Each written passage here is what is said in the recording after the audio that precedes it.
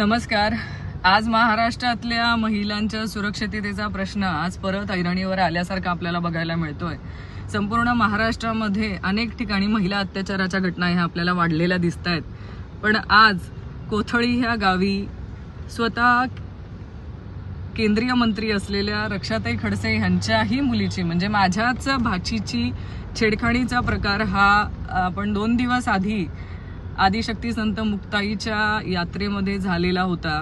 त्यांच्यासोबत जे police constable होते त्यांनी 2 दिवस आधी पोलीस स्टेशनला जाऊन तक्रार देखील नोंदवली आणि 2 दिवस आधी नोंदवलेल्या ह्या तक्रारीची दखल घेऊन ज्या उन्हाळा टवाळ मुलांबाबतीमधली ही तक्रार होती त्यांच्यावर साधी कारवाई सुद्धा करण्यात आली नाही, त्यांना अटक सुद्धा करण्यात आली नाही।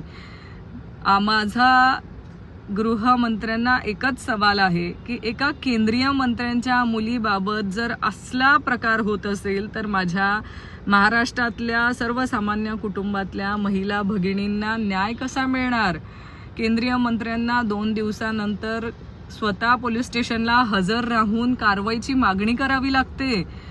ह्या सगळ्या प्रकारामध्ये आपल्याला एकच बघायला मिळतंय की आज कुठेतरी महिलांना सुरक्षा देण्यासाठी गृह खातं हे अपयशी ठरलेलं आहे। पोलीस यंत्रणा ही कुठल्या दबावामध्ये आहे का पोलीस यंत्रणा गुन्हेगारांना पाठीशी घालण्याचं काम करतंय का 2 दिवसात एका केंद्रीय मंत्र्यांच्या मुलीच्या छेडखाणी प्रकरणामध्ये कारवाई झाली नाही। कुठला दबाव होता, ती कुणाची कार्यकर्ते होते की ज्याच्यासाठी राजकीय दबाव वापरून त्यांच्यावर कारवाई करण्यात आली नाही। आज आम्ही संपूर्ण मुक्ताईनगर मतदारसंघामध्ये कुठल्या गुंडागर्दीमध्ये वाढतोय, आम्हाला आज कुठल्या महिलांना आज कशा प्रकारची वागणूक दिली जात असेल याचा आपण ह्या घटनेतून अंदाज काढू शकतात। कारण आज एका केंद्रीय मंत्र्यांच्या मुलीची छेडखाणी केल्यानंतरही 2 दिवसात कारवाई झाली नाही तर सर्वसामान्य कुटुंबातल्या मुलींचा पोलीस स्टेशनपर्यंत जाऊन तक्रार नोंदवण्याची तरी हिंमत होणार आहे का।